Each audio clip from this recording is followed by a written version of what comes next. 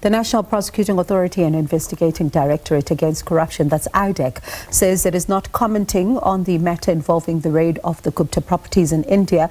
India's top anti-money laundering agency has raided the Gupta Brothers' ancestral home in India, with reports saying that officials seized documents and digital records allegedly linked to shell companies. The three Indian origin brothers, Atul, Ajay and Rajesh Gupta, are accused of siphoning billions of rands in South Africa through their close association with former President Jacob Zuma. For more on this now, we speak to international law expert, Professor Andre Thomashausen. Prof, good evening to you and thank you so much for your time. So, some are looking at this particular move as the international net closing in on the Gupta family, is it? Well, good evening. I'm smiling because this is finally some good news relating to the NPA. We are all for years terribly disappointed by the inactivity of the NPA and its inability to prosecute things that have affected the lives of all South Africans. The massive state capture damage, which Minister of Finance Prof Gordon at one stage put at 700 billion rand, has so far had no consequence. Also, the entire Zondo Commission, all that work, all that money spent has not led to prosecution. Now, finally, we see some success. It appears that in the process of international criminal cooperation, South Africa succeeded in getting help from the Indian prosecuting authorities, and that they have opened cases against at least two of the Gupta brothers, Ajay and Atul, where Atul was probably the brain, the main planner of what they were doing. And these seem to be based on suspicions of money laundering. Let us see what will happen next. And speaking about what will happen next, Prof, because we've seen significant moments in this particular story, right, where it might look like something is happening and then there's a lull for quite a long time, and then we're back to a point where we see a move again, which sometimes people would say, you know, has been kind of a start, stop, stop, start in some of these cases. So are we in for that now, or does it look like we might just move speedily after this particular raid? We have some legalese, some legal distinctions to make. The crime of money laundering can be prosecuted in India on the own findings of the Indian authorities. If the Guptas were operating bank accounts and with fictitious transactions, with contracts that didn't correspond to any real thing happening, then that is a criminal offense in India.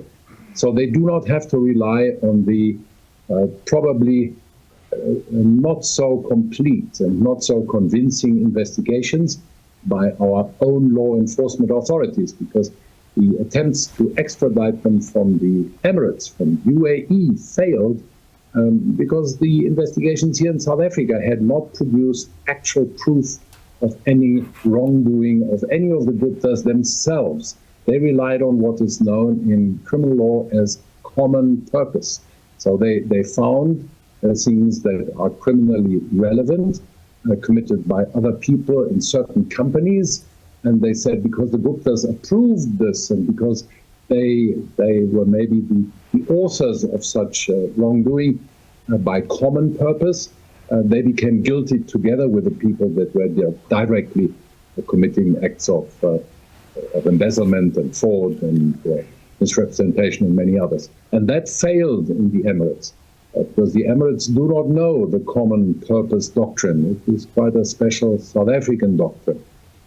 Let us hope that in India, the prosecutions may be more successful. It doesn't mean that the Indian authorities will extradite them to South Africa. So, right on that last point then, what are the hopes of South Africa ever seeing them in the dock? At the moment, I don't see too much of a chance. It appears that they lost the Indian citizenship. They no longer can claim Indian passports, and I believe, according to media reports, that their South African passports have not been renewed. They became South African citizens, also under circumstances that might be worth investigating, because normally you have to wait quite a while, several years before you can apply to become a South African. And you have to also show that you're proficient in our national languages and many other criteria which do not seem to have been applied. But it could happen that because they're not Indian nationals, that the Indian government decides to send them to the country where they have nationality. There will be negotiations on this. Obviously, India is very strict on their rule of law criteria and sometimes very formal way that they apply the law. I do hope that the NPA has been able to put together a competent team of at least maybe 2 senior counsel that can liaise, that can work together with the Indian prosecuting authorities to discuss these things. It is even possible that they get convicted in India to serve several years, and then because they are South African national citizens, that India then sends them to South Africa to serve their sentence here in South Africa, which might give some satisfaction to the many people that decried what was happening.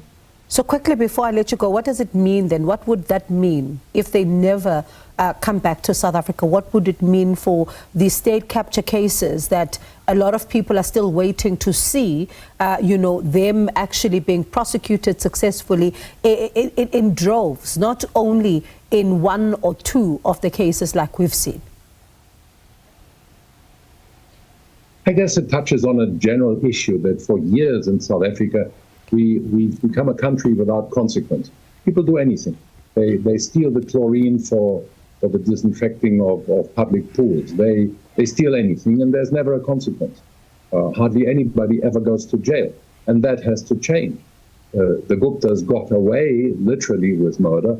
They took huge amounts of money from a country that so badly needs it for its own developmental goals, and nobody stopped them. Nobody stopped them to run away to other places, to apply for other citizenships, apparently in Vanuatu, which is a very small island state. Anyway, we hope that especially a new management at the NPA will put a bit more of a concerted effort into applying the law, because if we never apply the law, we mustn't be frustrated when there's lawlessness. Let's see what happens. Prof, always a pleasure. Thank you so much for talking to us. Appreciate your time as always. That was international law expert, Professor Andre Thomashausen.